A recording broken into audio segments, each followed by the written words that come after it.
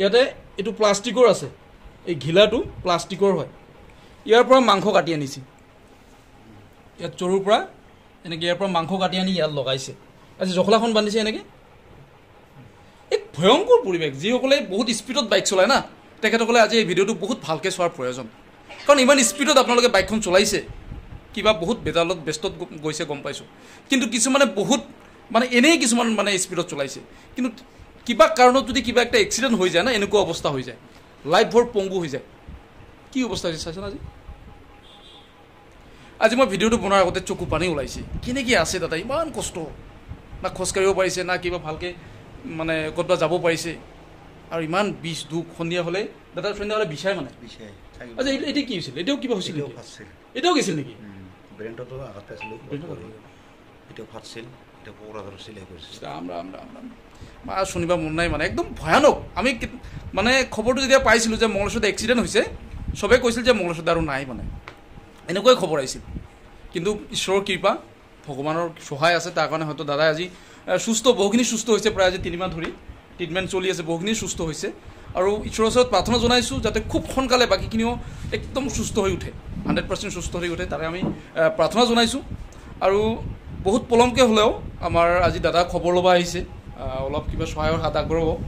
মই বৰ্তমান উপস্থিত আছোঁ আমাৰ ধুবুৰী জিলাৰ বিলাচীপাৰা চাব ডিভিজনৰ লুটাপাৰা গাঁৱত, মংলাদাৰ ঘৰত, একচুৱেলি মংলানাথ।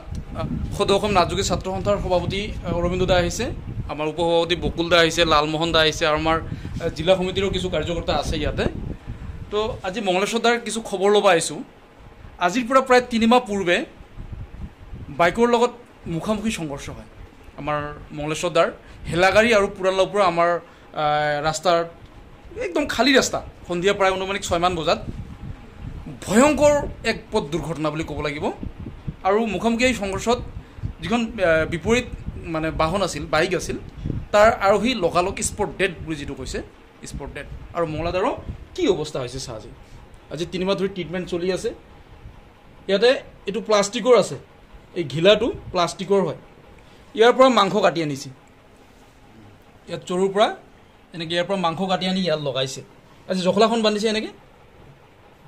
এক ভয়ংকৰ পৰিৱেশ। যিসকলে বহুত স্পীডত বাইক চলায় না, তেখেতসকলে আজি এই ভিডিঅ'টো বহুত ভালকৈ চোৱাৰ প্ৰয়োজন। ভয়ানক। আমি মানে খবৰটো যেতিয়া পাইছিলোঁ যে মংগলেশ্বৰত এক্সিডেণ্ট হৈছে, চবেই কৈছিল যে মংগলেশ্বৰত আৰু নাই, মানে এনেকুৱাই খবৰ আহিছিল।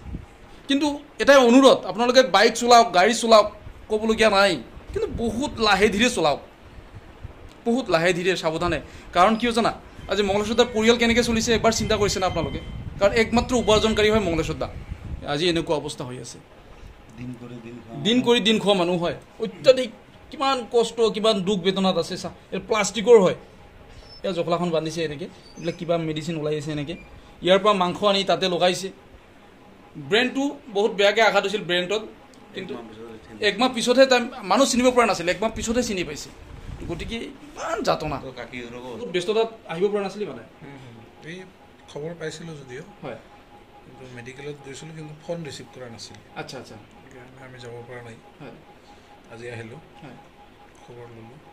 ঠিক আছে দাদা, ভালে ভালে ভাল হ'ব বুলি আশা কৰিছোঁ। হয় দাদাও এইটোৱে প্ৰাৰ্থনা জনাইছে। আমি চবেই প্ৰাৰ্থনা জনাইছোঁ ঈশ্বৰৰ ওচৰত, যাতে মংগলেশ্বৰ দাই খুব সোনকালে 100% আগৰ দৰে সুস্থ হৈ উঠক, তাৰে কামনা কৰিছোঁ। ঠিক আছে, ৰাখিছোঁ। মংগলেশ্বৰ দাৰ হৈ আপোনালোকে যদি কিবা সহায়ৰ হাত আগবঢ়াব বিচাৰে, আপোনালোকে ফেচবুকত গৈ পেলাই গণেশ চন্দ্ৰ নাথ মাৰিলে তাতে বাবু কিবা দিছিল, মানে আপোনালোকে তাতে অলপ সহায় কৰিব পাৰিব।